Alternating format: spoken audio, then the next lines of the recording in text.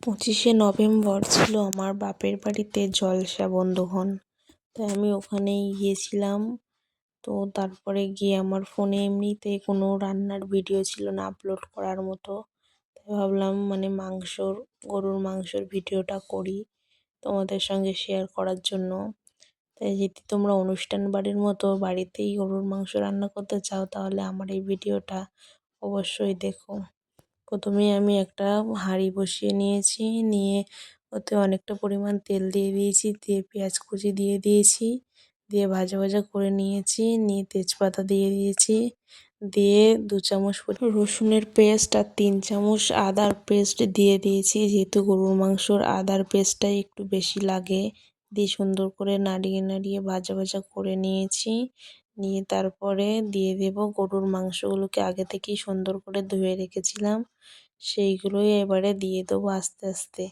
গরুর মাংসটাকে দিয়ে দিয়েছি, দিয়ে আস্তে আস্তে ভালো করে নাড়িয়ে নিয়েছি, নিয়ে সুন্দর করে যাতে মশলাটা ধরে না লাগে তার জন্য অনবরত নাড়তে হবে। ভালো করে নাড়িয়ে নিয়েছি, নিয়ে তারপরে লবণটাকেও দিয়ে দিয়েছি, দিয়ে আবার লবণ দিয়ে সুন্দরভাবে নাড়িয়ে নিয়েছি, নিয়েও অল্প পরিমাণ একটুখানি পরিমাণে জল দিয়ে দিয়েছি যাতে মশলাটা মানে হাঁড়ির গায়ে ধরে না লাগে তার জন্য।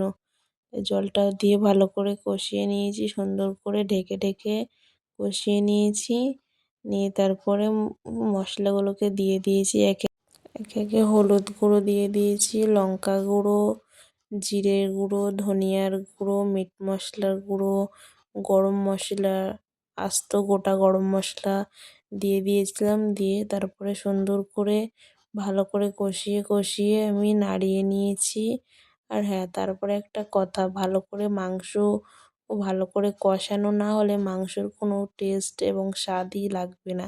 তাই প্রত্যেকটা মশলা একটা একটা করে দিয়েই ভালো করে নাড়তে হবে অনবরত। নেড়ে ভালো করে প্রত্যেকটা মশলা দেওয়া হয়ে গেলে ভালো করে কষিয়ে নিতে হবে। নিয়ে অল্প অল্প করে জল দিয়ে দিয়েছি। জলটা শুকিয়ে আসলে আবার একটু গরম জল করা ছিল, ওটাই আবার একটু দিয়ে দিয়েছিলাম, সেটা আর দেখানো হয়নি। দিয়ে অল্প অল্প করে জল দিয়ে নাড়িয়ে যখন সিদ্ধ হয়ে আসবে তখনই নামিয়ে নিয়েছি। কষা কষা করে রান্না করেছি। খুব সুন্দর একটা রান্নার রেসিপি। তো তোমরা বাড়িতে সবাই এই রেসিপিটা ট্রাই করে দেখো। খুব সুন্দর টেস্টি রান্নার একটা রেসিপি। সবাই তো খেয়ে বলল এক কথায় পুরো অসাধারণ। আর হ্যাঁ, তোমরা সুন্দর সুন্দর রান্না দেখতে চাইলে আমার চ্যানেলটাকে সাবস্ক্রাইব করে আমার পাশে থাকবেন।